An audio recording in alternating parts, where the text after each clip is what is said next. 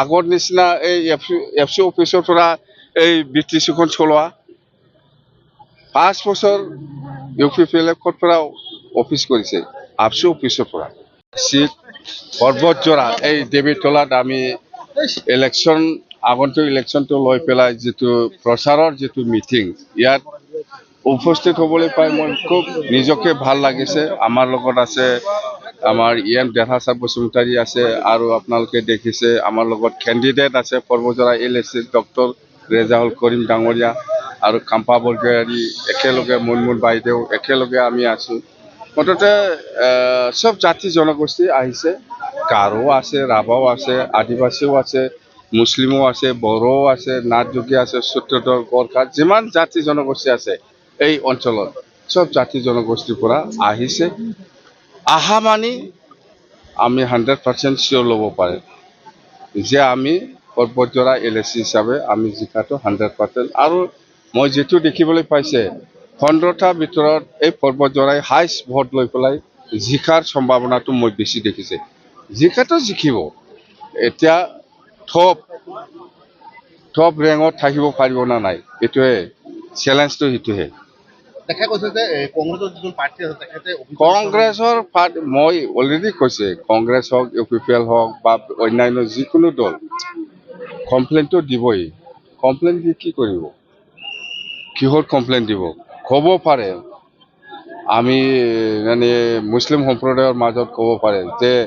BPF BJP লগত আছে vote দিব নালাগে এইবিলাক ক'ব পাৰে ইয়াৰ উত্তৰটো মই অলৰেডি দিছে যে কি স্বাৰ্থত BTCয়ে BPFৰ হাতত আছে BPFে কাম কৰিব এই অঞ্চলত আৰু আমি দিছপুৰ বা দিল্লীত যেহেতু BJP NDA চৰকাৰ আছে ইহঁতৰ পৰা আমাৰ পুঁজি আনিব পেলাই আমি কাম কৰিব লাগিব আমি মিলি পেলাই কিন্তু BTC ক্ষেত্ৰত আমি অকলে আছে একো কৰিব নোৱাৰে আৰু দিছপুৰৰ আমাৰ চৰকাৰ যেহেতু BJP নেতৃত্বত হ'বলৈ গৈ আছে আমি এলায়েন্সত থাকিম এলায়েন্সত থাকিছে বুলি এই BJP বা এলায়েন্স চৰকাৰে BTCত এক্সট্ৰাকে কিবা কৰিব সেইটো নহয় BTC কৰিব BPF কৰিব প্ৰমোদ বড়ো বা কোনবা মানুহৰ কথা লৈ পেলাই আপুনি যদি কাম কৰে মৰি যাব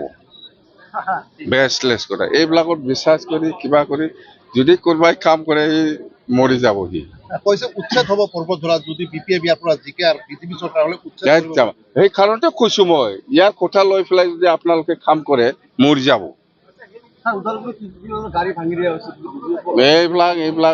এইবিলাক কি এক্সিডেন্ট হৈ ভাঙিছে না কোনবা মাৰি পেলাই ভাঙি দিছে এটোটো কি আচ্ছা উদালগুৰি আৰু যেহেতু ওদালগুৰিত ডিফেন্স ব্যুৰো আছে আফচু প্ৰেসিডেন্ট আপোনালোকে বিচাৰে নাকি আগৰ নিচিনা এই এফচি অফিচৰ পৰা এই বিটিচিখন চলোৱা 5 বছৰ UPPLFৰ পৰা অফিচ কৰিছে আফচি অফিচৰ পৰা তো এই মানুহে আজি আৰু MLA হ'ব কাৰণে ক্যান্ডিডেট দিছে বা ইলেকশ্যন কৰিছে এই এনেকুৱা মানুহক কোনে ভোট দিব এফচি অফিচৰ পৰা চলোৱা চৰকাৰ চলোৱা BTC অফিচৰ পৰা চলাব লাগিছে চৰকাৰটো কিন্তু ইহঁতে চলাইছে আফচি অফিচৰ পৰা চলোৱা মানে অকল বড়ো কোন মুছলিম কোন গাৰো ৰাভা চিনি পায় নাকি আফচি হল বড়ো জাতীয় ছাত্ৰ সংগঠন যদি কাম কৰে বড়ো জাতিৰ কাৰণে কাম কৰিব কোনবা মুছলিমৰ কাৰণে কোনবা ৰাজবংশীৰ কাৰণে কোনবা গাৰো ৰাভাৰ কাৰণে বা কোনবা বেংগলীৰ কাৰণে কাম কৰা সংগঠন নহয় আফচুটো হল বড়ো জাতীয় ছাত্ৰ সংগঠন হি বড়ো জাতিৰ কাৰণে কাম কৰিব তামুলপুৰটো কি হ'ব স্যাৰ তামুলপুৰটো কি হ'ব কি তামুলপুৰ আমাৰ 15টা সেঞ্চুৰী এই হাৰা জিকাৰ কথা কিয় সুধি আছে আমি কৈছে আমাৰ BPF BJP আৰু SJP আমি একেলগে আছে 15টা সিট আমি দিছপুৰত দিব লাগে একেলগে বাস আমি দিও আপোনালোকে যদি চৰকাৰত আহে কেইটা মিনিষ্টাৰ দাবী কৰে এইবিলাক পিছত মিনিষ্টাৰ ডাঙৰ কথা নহয় জিকি যাওক চৰকাৰ বনাওক ইয়াৰ পিছত মন্ত্ৰীৰ কথা আলোচনা কৰিব